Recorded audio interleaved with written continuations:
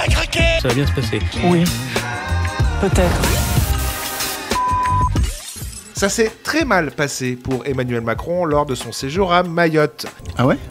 Bon, déjà, il a eu droit à un petit comité d'accueil un brin hostile, mais ça, on a l'habitude avec Manu.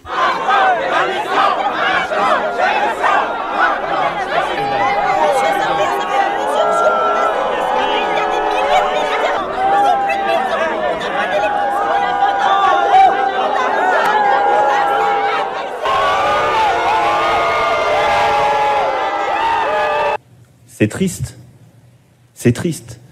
Face à une population excédée par le manque d'eau, de nourriture, de tout en fait, Emmanuel Macron a ensuite poussé une gueulante aux accents paternalistes pas piqués des hannetons. Moi je vous dis, tout le monde se bat. Vous avez vécu quelque chose de terrible. Tout le monde se bat, quelle que soit la couleur de peau. Et n'opposez pas les gens.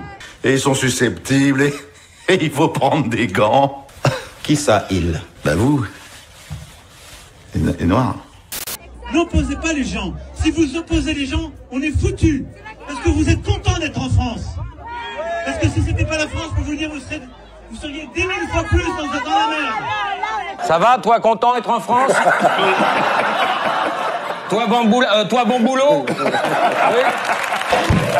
Alors évidemment, après cette séquence, l'ensemble de la classe politique française est tombé à bras raccourcis sur notre cher président, que ce soit sur les réseaux sociaux ou les plateaux TV. Un président de la République ne peut pas se comporter comme un enfant capricieux qui insulte, qu'est-ce que c'est ça, qui insulte les gens qui ne sont pas d'accord avec lui. Mais il les engueule, il les engueule, vous avez des gens qui ont tout perdu, vous avez des gens qui sont dans un état de désespoir qui vient de loin et qui a été amplifié par une catastrophe innommable. Je pense qu'on peut même pas imaginer, nous-mêmes dans notre chair, qui ont tout perdu en quelques instants, et vous avez là un responsable politique, en plus président de la République, censé incarner une forme d'unité nationale, censé transmettre l'émotion de toute la nation, et qui les engueule, qui leur fait la leçon, qui dit « Et encore heureux, vous êtes français », pratiquement il faudrait qu'il leur remercie. Tiens, mon fidèle. Ah, grand merci, Seigneur. Je trouve cette réaction pitoyable de la part d'un président de la République qui a tout promis à Mayotte lorsqu'il s'est rendu en 2019 et qui n'a absolument rien fait. Lorsque Emmanuel Macron se déplace pour aller faire la leçon à des gens qui viennent d'être ravagés par un cyclone qui a dévasté leur île, leur vie et parfois leurs proches, je trouve cela profondément indécent. Donc je pense qu'un président de la République ne devrait pas dire cela, et que probablement en perdant ses nerfs et en perdant le contrôle, Emmanuel Macron montre son vrai visage. Voilà, celui d'un président arrogant qui a assez peu de respect pour le peuple français.